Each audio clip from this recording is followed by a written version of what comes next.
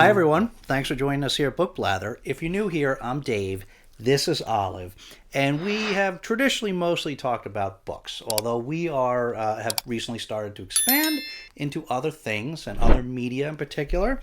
And so that's part of what we're doing today. Today we're doing another television one, but I hesitate to say television because it's a very unique show. So we are talking today about Black Mirror. Now, if you don't know what Black Mirror is, this is a very, very unique show, both in terms of the content, but also in terms of just its lifetime and format.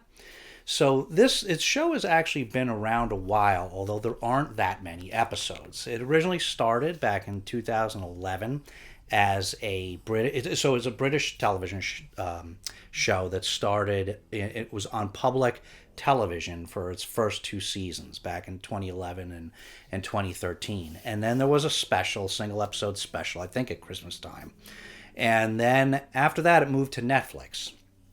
So you can watch them all on Netflix now. And so it skipped a little bit, and then there was a couple seasons, a few years in a row, like 2016, 17, 18, 19, I think. There was a movie in there too. And then there was a little more of a hiatus. There wasn't another a season until 2023. And now the seventh season, it just dropped in April of 2025. Now, when I say season, they're very unusual seasons. So each of the seasons are only a few episodes. So the first two seasons were just 3 episodes each.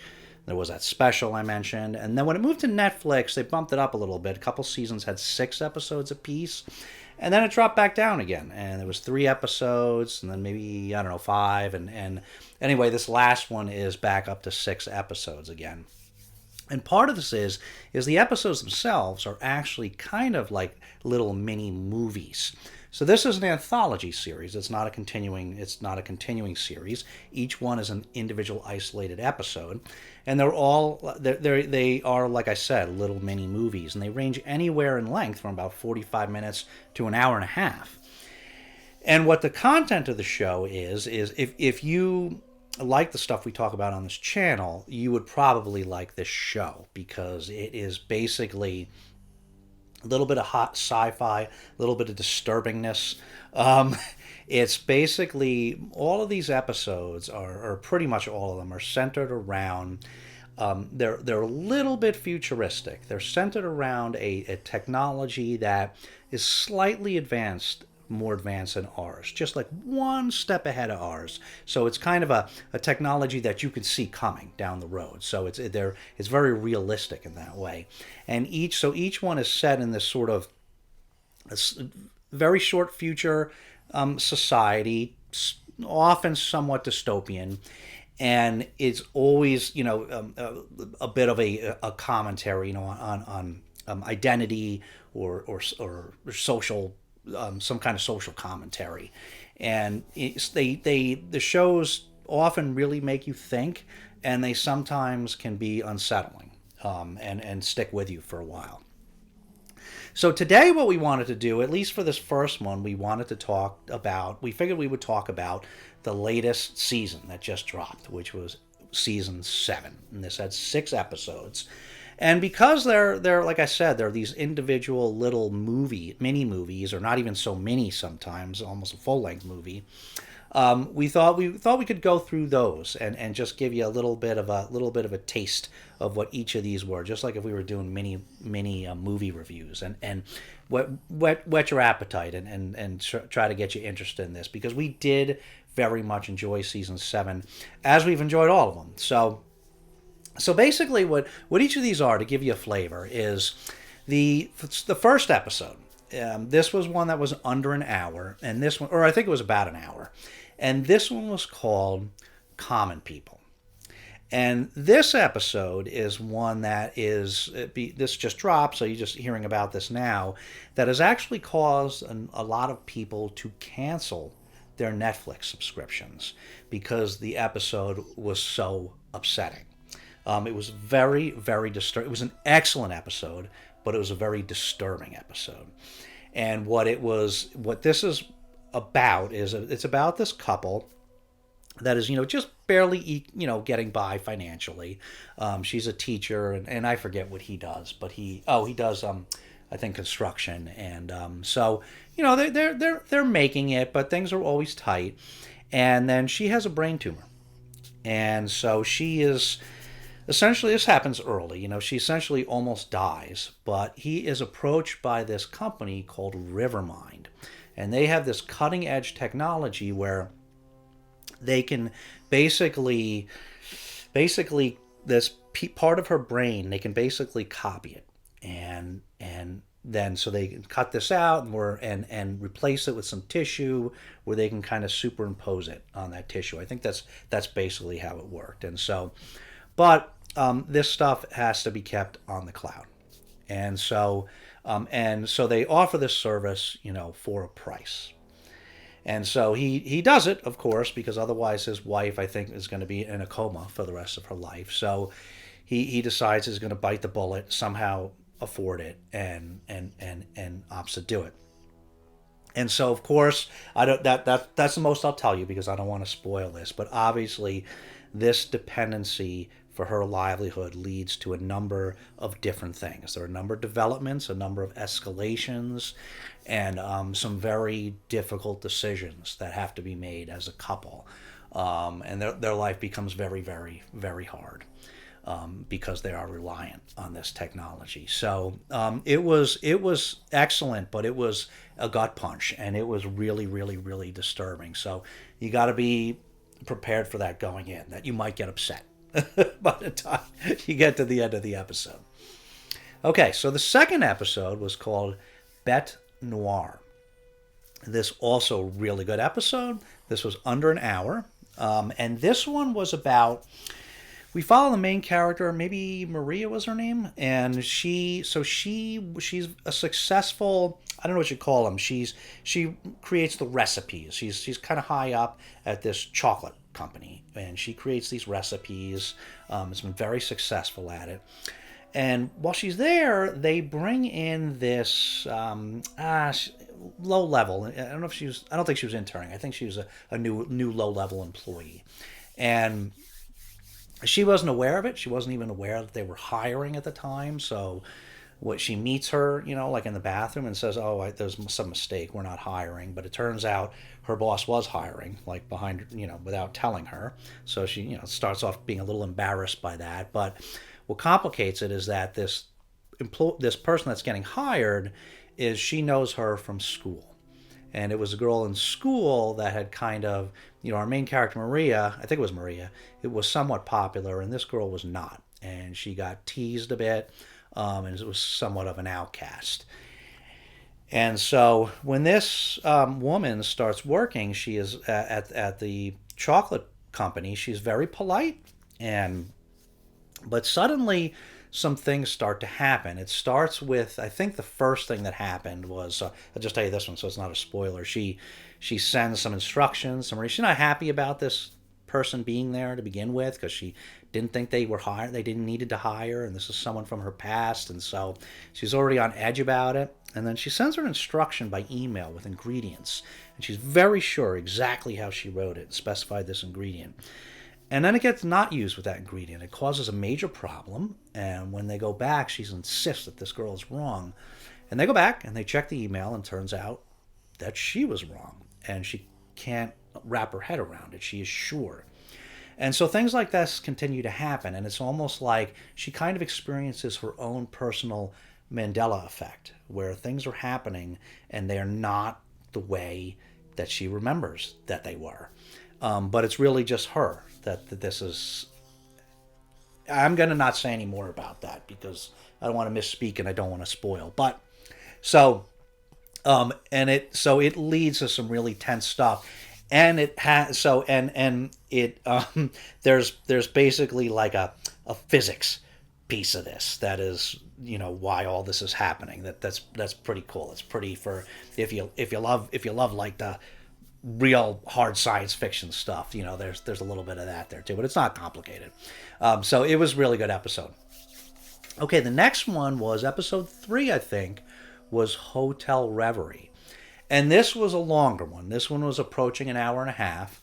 And this one, this is the only one actually that I didn't really like. And what this one is about, there's this company called Redream. I think that was this one, Redream. And this company is able to, they basically use AI so they remaster old movies. So this old movie, black and white movie called Hotel Reverie, and they kind of want to reimagine it. And so they do this with AI, and they could take an actor and put the actor in there, virtually in the old movie to kind of react the parts. And what they do here is, originally it was the black and white movie with it had been a male white lead, which was typical, but for this reimagining, it's a black woman that is going to go in there and fill this role for this character that has romance with a white woman. And so they put her in there, and she's acting out this part, and obviously there's people in there, and especially there's this woman that she has the romance with. Things go wrong, so I'm not going to spoil the whole thing, but and so I think it was an episode that I think there was good intention but poor execution. Some of that may have been the length. Like I kind of started to get bored during this episode, which is unusual.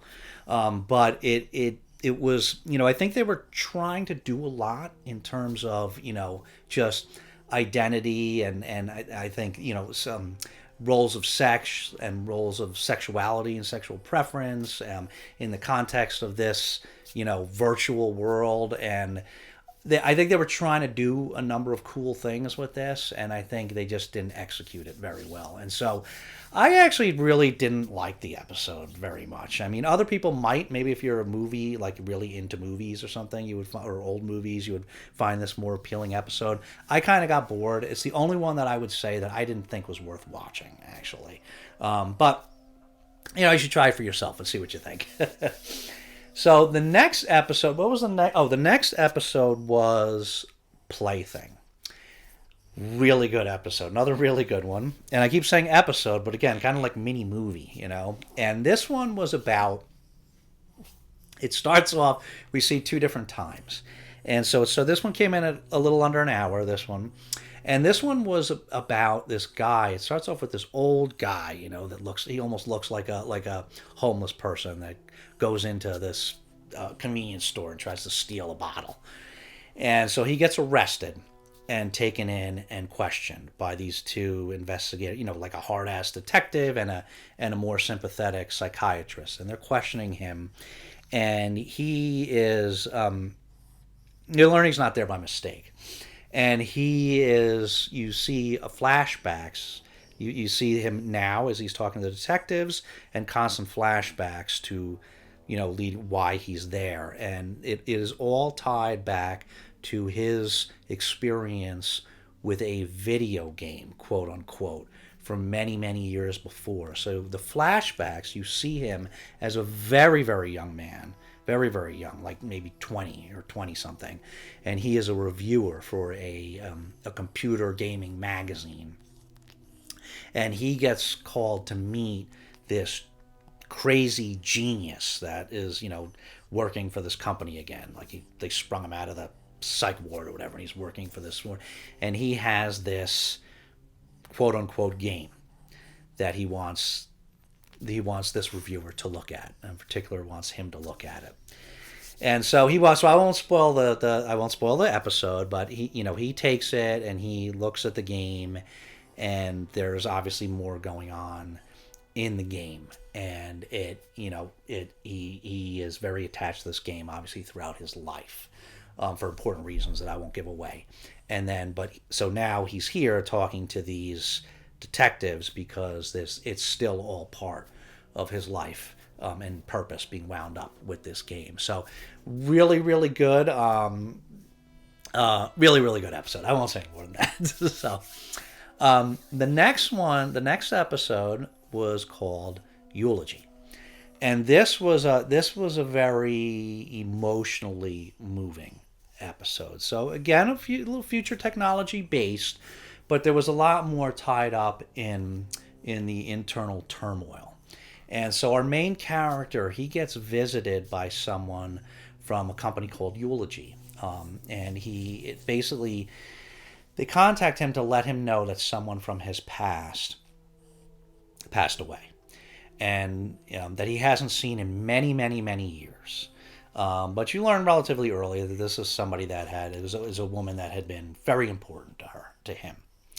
And so Eulogy is approaching him because they don't have a lot of material, and they're trying to basically, create like something for the eulogy, like some visual memories. And so they're coming to ask him if he has any photographs, and he doesn't have that many, but they're able to, he puts on this thing where he's able to enter this sort of space virtually.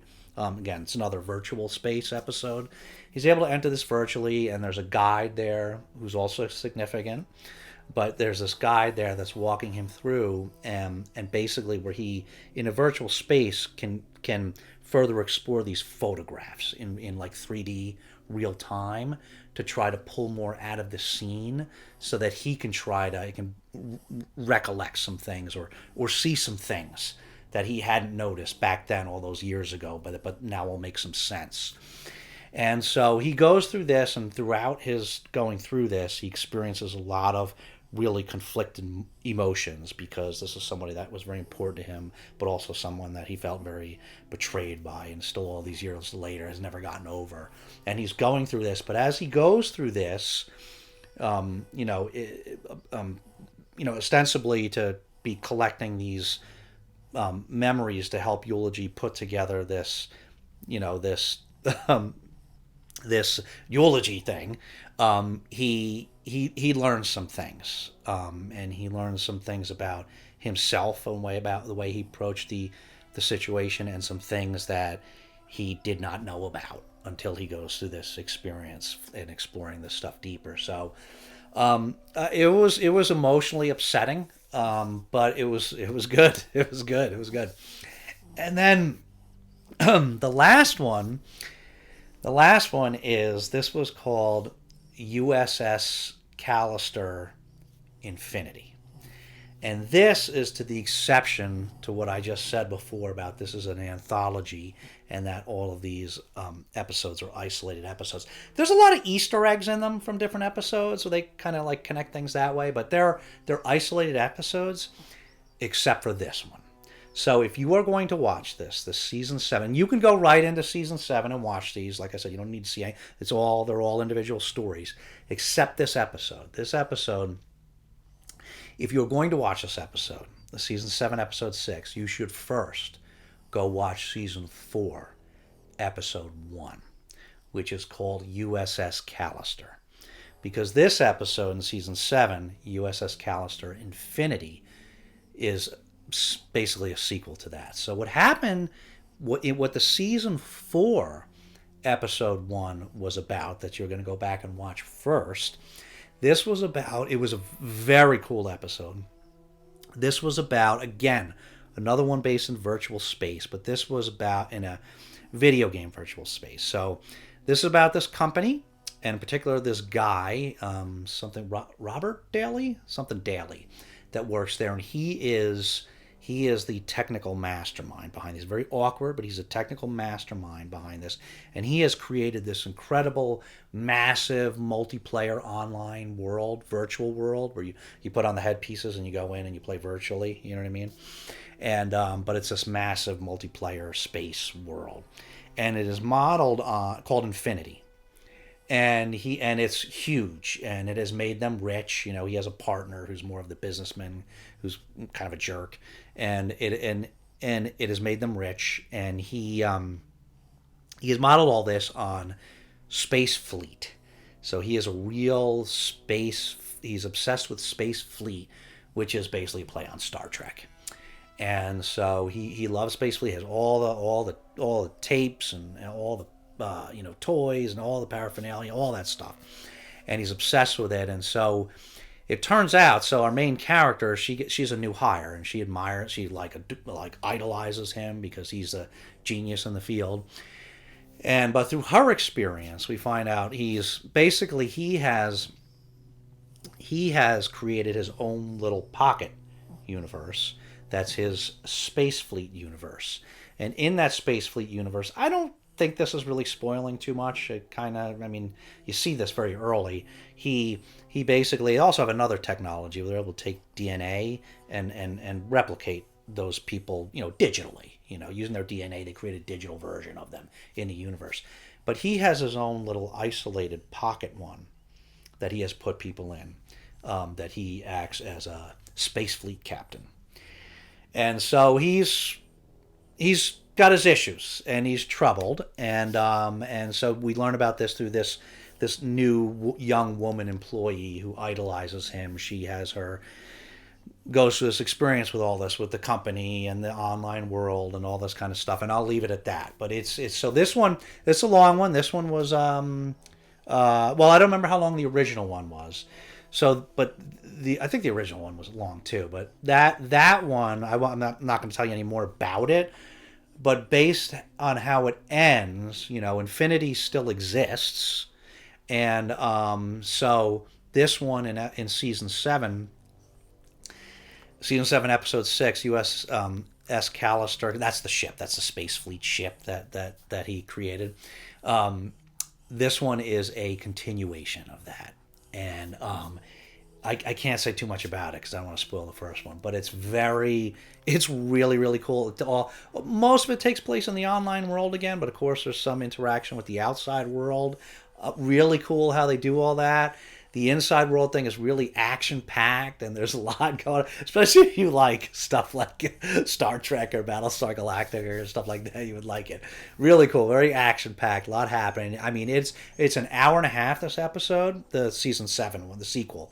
It's an hour and a half, but it's not a dull moment. It is constant action. It's really good. So we loved it. I mean, we're also big Star Trek fans, but we absolutely loved it. So both episodes, the season 4 one and the season 7 one, they're so very much worth watching. So I hope if you watch anything, I hope you watch those because they were really, really good. They were really, really good. A lot to them. So that's it. So that is season 7. We want to talk about that one because it just dropped this month, and we just watched it and we liked them. So we wanted to bring that to you.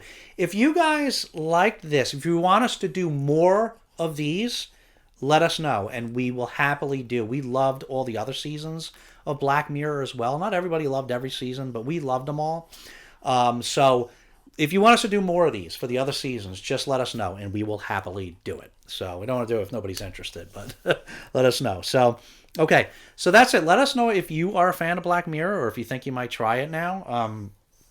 And if you've seen this season, let us know what your favorite episode is. So I'm not sure. I'd have to think about it. I think the USS Callister Infinity would be, I'd have to say, was my favorite. But there was some good ones in here. There was some good ones.